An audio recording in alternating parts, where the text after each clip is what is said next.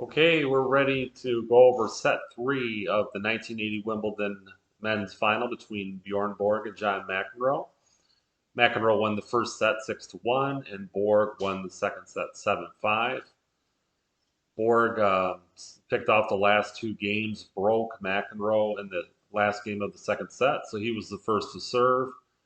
And something I discovered on the Wimbledon official YouTube channel is that the first game got cut up and you can't actually see it. So for the historical record, the match is really not complete.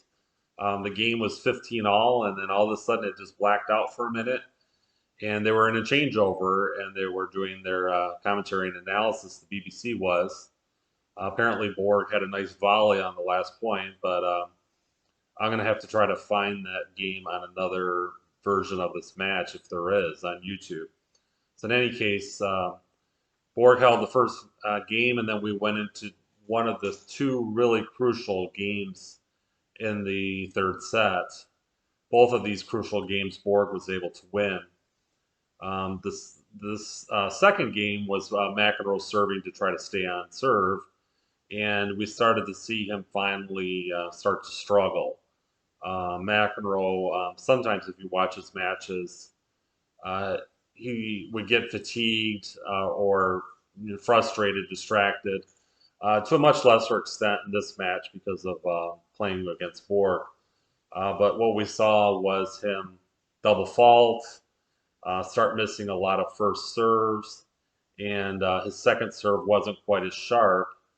And Borg was able to hit some good returns. There was one particular return on the 30 all in this second game where Borg kind of had to extend very far out to his right as a right-hander, hit it right down the line. McEnroe had to reach, as his left-hander with his backhand, or I guess he just reached with his to his forehand side, but had a nice little volley back to Borg, and then Borg put it away for a winner, 30-40.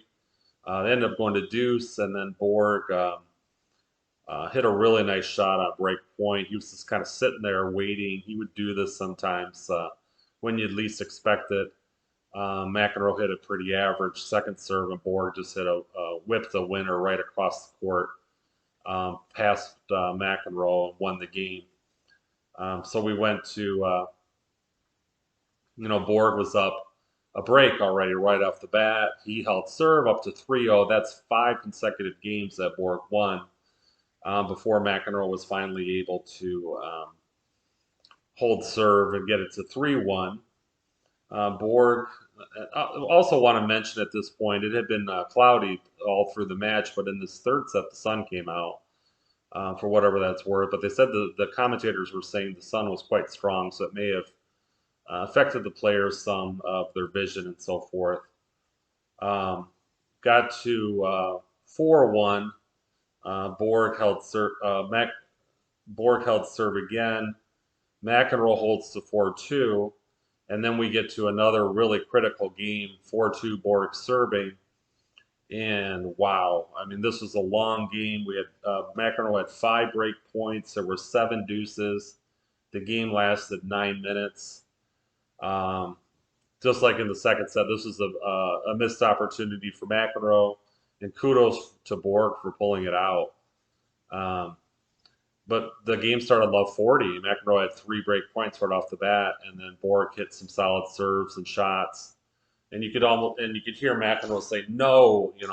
Somehow the microphones picked it up on 30-40 when he missed a volley into the net, and it went to deuce.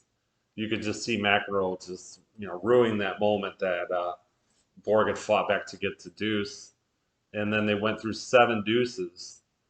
McEnroe had 2 or 3, I think 2 more break points after that point, and a long game, which in the long run is going to benefit Borg because Borg was known as the better conditioned athlete. McEnroe himself would say that he was the best player in the world for 2 hours, typically. So and Borg just was like a machine. He just never got tired. He was just supremely conditioned. So these long games favored Borg, both in the moment and in the long run. Finally, McEnroe held to get to 5-3, and then Borg held to serve out the set to 6-3. Again, two really big games. Borg breaking McEnroe's serve in the second game, and then Borg holding serve despite facing 5 break points in the seventh game. So Borg was much more confident in the set. You could see him getting a good swing on his forehand. He played fairly well coming up to the net. Um, McEnroe was not quite as sharp as he was. Definitely not as sharp as in the first set. It may be equal or a little bit lower than the second set. He made some more errors than he typically did. He missed more of his first serves. That percentage was going down. So he had such a short margin of error on his serve. Just the way he would crank back the serve, a lot of them would hit the net cord, or if it got over the net, it would fly long. So he had trouble getting his serve in. First serve, Borg was starting to be a little bit stronger against McEnroe's second serve as well. So that was sort of the story of that second set. Borg felt much more confident getting into the match, but still a very competitive set. And McEnroe could have very easily brought it to even if he'd just been able to manage to win one of those break points in the seventh game.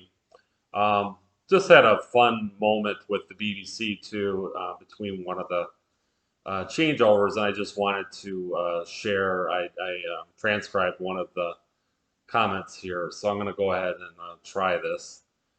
Well, John Barrett, you didn't expect to see, did you, Borg win that game after those two double faults? What a luxury that was on the part of Mr. Borg, serving two double faults. And I have a feeling that John McEnroe has gone off the boil. He started this boat so high, almost so strung up and keyed up and playing so well, yes. And now we see what the plaster was for. It's just to keep the inner soul in place. It seems to have come adrift. But he started this match so well, almost too well, frighteningly well. He was serving so many first serves then. He was as crisp as anything on the volleys behind them. And he was finding some beautiful passes instinctively. And that's how he plays, by instinct. And I have a feeling that it might be because of the long singles he had, a very punishing singles. It was against Jimmy Connors yesterday that he's gone off the boil. He was very, very tensed up then and used awful lot of nervous energy, wasted some of it in some stupid behavior. But I think he may have gone off the boil because he's a little tired mentally. So now he has the difficult job of picking himself up mentally. No easy thing to do against a man of Borg's class. And it's only one break, of course, but it's 1-4 in this third set. So that was the commentary. I was struck by "gone off the boil." I'd never heard that expression. It must be a British expression. Not sure if it was common 40 years ago, or if it's still common in Britain, but to go off the boil means to lose interest or become less urgent. So that's my British phrase of the day. And just a couple quick mentions. One thing is Jimmy Connors. Again, I mentioned him in the first video. Jimmy played John McEnroe in the semifinals. McEnroe won the match in 4 sets, sorry. But they always had very grueling, intense sets. He made reference to McEnroe, some stupid behavior and using nervous energy.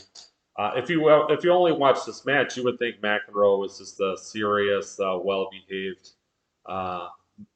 player, but he only did that against Borg, really. Against everybody else, Connors included, he would yell and scream and berate the umpires and just act out quite a bit. It's interesting they made this point that they feel that this has caused him to lose focus. He's fatigued, having the tough match before. And these days, they played the semifinals and the finals in consecutive days. So there was fatigue could be a factor. Borg also had a 4-set match too.